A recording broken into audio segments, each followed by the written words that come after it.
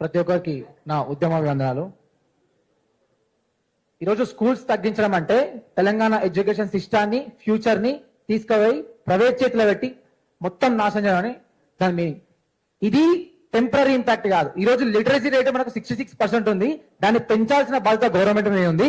కానీ ఈ రోజు స్కూల్స్ తీసేయడం వల్ల ఈ లిటరసీ రేట్ అనేది తగ్గడం వల్ల ఇది ఫ్యూచర్ లో ఇంపాక్ట్ చూపిస్తుంది. మేబీ రేవంత్ రెడ్డికి 2 years ఉన్నంత వరకు నాకు నష్టం కాకపోవచ్చు, బట్ ఫ్యూచర్ లో కంప్లీట్ తెలంగాణ ఎకానమీ కూడా నష్టపోయేటువంటి అవకాశం ఉంది. కాబట్టి దీన్ని వెంటనే వెనక్కి తీసుకోవాలని నేను కోరుతున్నాను. అంతేకాకుండా ఇది ఒక ఎడ్యుకేషన్ అనేది ఒక బిజినెస్ కాదు. బిజినెస్ లో కస్టమర్స్ రాకపోతే బిజినెస్ క్లోజ్ చేసుకున్నట్టు ఈ రోజు ఎడ్యుకేషన్ ఇన్స్టిట్యూషన్ లో స్టూడెంట్స్ వస్తున్నాయని క్లోజ్ అనే ప్రక్రియ ఈ రోజు తెలంగాణ గవర్నమెంట్ మనకు చూపిస్తుంది. నిజంగా స్టూడెంట్స్ రాకపోతే ఎందుకు రావట్లేదు? మీరు ప్రాపర్ గా ఫండ్స్ ప్రొవైడ్ చేయట్లేదు, ప్రాపర్ గా బడ్జెట్ చేయట్లేదు. ఈ రోజు ప్రాపర్ ఇన్ఫ్రాస్ట్రక్చర్ లేకుండా ప్రైవేట్ ప్లేయర్స్ తోని మనం కాంపీట్ చేయట్లేదు. కాబట్టి ఈ రోజు తెలంగాణ గవర్నమెంట్ స్కూల్స్ కి స్టూడెంట్స్ రావట్లేదు. ఈ రోజు నిజంగా మీరు ఎడ్యుకేషన్ డెవలప్ చేయాలంటే ప్రాపర్ గా ఫండ్స్ అలొకేట్ చేసి ఈ రోజు ప్రైవేట్ ప్లేయర్స్ తో కాంపీట్ గా ఉండేటువంటి ఎన్విరాన్మెంట్ మీరు స్కూల్స్ ప్రొవైడ్ చేస్తే ఆటోమేటిక్ గా స్టూడెంట్స్ వస్తారు.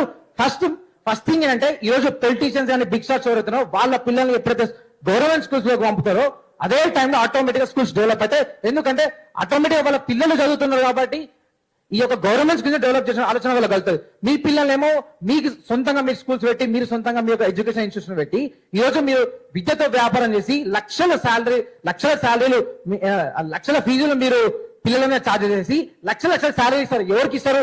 వాళ్ళ రిఫరెన్స్ తోని ఈ రోజు అంటే ఇప్పుడు ఒక లీడరు వాళ్ళ చుట్టూ కార్యకర్తలకి ఆ యొక్క ఉద్యోగాలు ఇచ్చి వాళ్ళకు లక్షలు ఇచ్చి అంటే ఇండైరెక్ట్ గా వాళ్ళ యొక్క సంస్థని వాళ్ళు మేపుతున్నారు. అంటే ఈ రోజు ఆ బడ్జెట్ అంతా కూడా ఒక పూర్ ఫ్యామిలీ మీద పడుతుంది. కాబట్టి వెంటనే ఈ యొక్క ప్రక్రియను రేవంత్ రెడ్డి వెనక్కి తీసుకోవాలని కోరుతూ ఈ యొక్క అవకాశం కల్పించినటువంటి పృథ్వీరాజుకి నా వందనాలు. Thank you.